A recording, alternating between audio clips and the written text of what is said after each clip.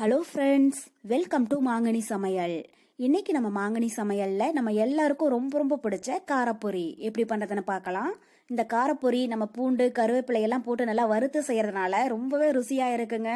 அதிகமா வறுத்து ஒரு ஏர்டைட் பாக்ஸ்ல போட்டு ஸ்டோர் பண்ணி வச்சுட்டோம்னா 10-15 நாள் வரைக்கும் ஸ்நாக்ஸ் பிரச்சனையே இருக்காதுங்க. வேணுங்கிற போது கொஞ்சம் கொஞ்சமா எடுத்து யூஸ் பண்ணிக்கலாம். நம்ம ஈவினிங் ஸ்நாக்ஸா இஞ்சி டீ கூட சாப்பிடும் போது ரொம்பவே சூப்பரா இருக்கும். சரி வாங்க, இப்ப நல்லா காரசாரமான காரப்பொரி எப்படி பண்றதுன்னு பார்க்கலாம். காரப்பொரி பண்றதுக்கு ஃபர்ஸ்ட் ஒரு கடாயில 2 டேபிள் ஸ்பூன் அளவுக்கு எண்ணெய் சேர்த்து சூடுபடுத்திடலாம்.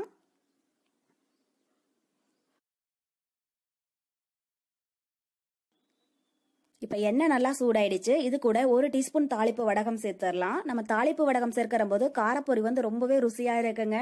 இந்த வெங்காய வடகத்தோட ரெசிபி லிங்க் நான் கீழே டிஸ்கிரிப்ஷன் பாக்ஸ்ல கொடுத்துருக்கேன். நீங்க எப்படி பண்றதுன்னு பாத்துக்கோங்க. இப்ப வெங்காயத்தோட ரேட்டும் கம்மியாயிடுச்சு. நீங்க செஞ்சு வச்சிட்டீங்கன்னா தாளிப்பு வடகம் நம்ம 1 வருஷம் வரைக்கும் நல்லா இருக்கும்.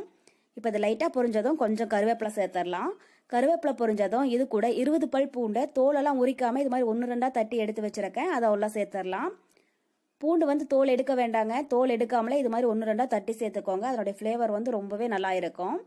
இப்போ பூண்டு உள்ள சேர்த்துட்டு மீடியம் ஹீட்லயே இது நல்லா முறுமுறுன்னு ஆகிற அளவுக்கு வறுத்துடுங்க.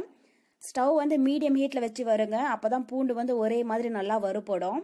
நீங்க பூண்டு சேர்த்து ஒரு டைம் காரப்பொரி செஞ்சு பாருங்க. அதனுடைய வாசனையும் டேஸ்ட்டும் அவ்வளோ ரொம்ப நல்லா இருக்கும்.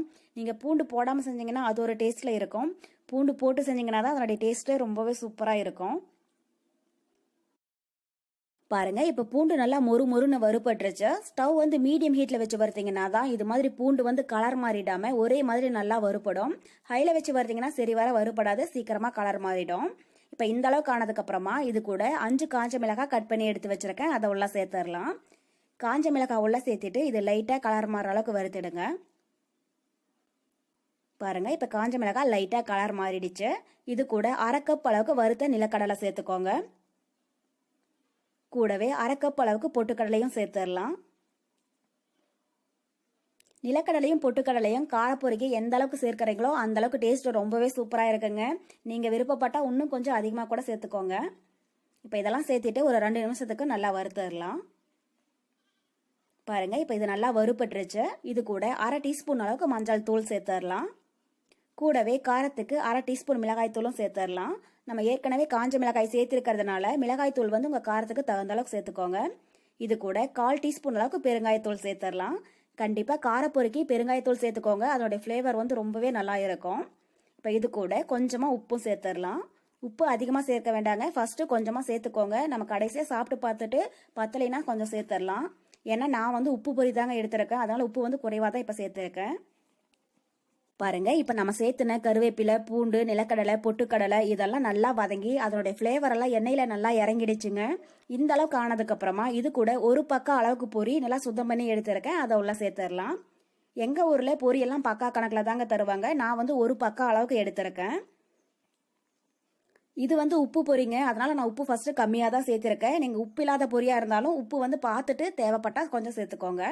இப்ப ஸ்டவ் மீடியம் ஹீட்லயே வச்சுட்டு ஒரு 5 நிமிஷத்துக்கு இதை நல்லா வறுத்துடலாம்.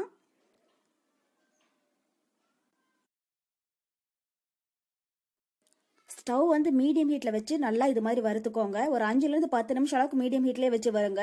அப்பதான் நம்ம சேர்த்திருக்கிற பூண்டு, கருவேப்பிலை, பெருங்காயத்தோட ஃபிளேவர் எல்லாம் பொரிக்குள்ள இறங்கி சாப்பிடும் போது ரொம்பவே சூப்பரா இருக்குங்க.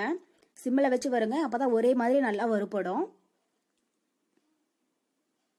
இது மாதிரி நீங்க அதிகமா பொரி வறுத்து ஒரு ஏர்டைட் பாக்ஸ்ல போட்டு ஸ்டோர் பண்ணி வச்சிட்டீங்கன்னா உங்களுக்கு 10-15 நாள் வரைக்கும் ஸ்நாக்ஸ் பிரச்சனையே இருக்காதுங்க. வேணுங்கிற போது நம்ம எடுத்து கொஞ்சம் கொஞ்சமா யூஸ் பண்ணிக்கலாம். டேஸ்ட் ரொம்பவே சூப்பரா இருக்குங்க. இந்த பூண்டு கருவேப்பிலையோட ஃபிளேவர்ல இந்த காரப்பொரி ரொம்பவே சூப்பரா ரெடி ஆயிடுச்சு. இந்த ஸ்டேஜ்ல நம்ம ஸ்டவ் ஆஃப் பண்ணிடலாம். இந்த காரப்பொரி லைட்டா ஆறுனதுக்கு அப்புறமா ஒரு ஏர்டைட் பாக்ஸ்ல போட்டு ஸ்டோர் பண்ணி வச்சுக்கோங்க. அப்படியே 5 நிமிஷம் இருக்கட்டும். நமக்கு இப்போ ரொம்பவே டேஸ்டியான காரப்பொரி ரொம்ப ரொம்ப சூப்பரா ரெடி ஆயிடுச்சு. கண்டிப்பா நீங்களும் இதே மெத்தட்ல வீட்ல செஞ்சு பார்த்துட்டு எப்படி இருக்குன்னு கமெண்ட் பாக்ஸ்ல சொல்லுங்க. என்னுடைய இந்த ரெசிபி வீடியோ உங்களுக்கு பிடிச்சிருந்தா மறக்காம மாங்கனி சமையலுக்கு சப்ஸ்கிரைப் பண்ணுங்க. நன்றி.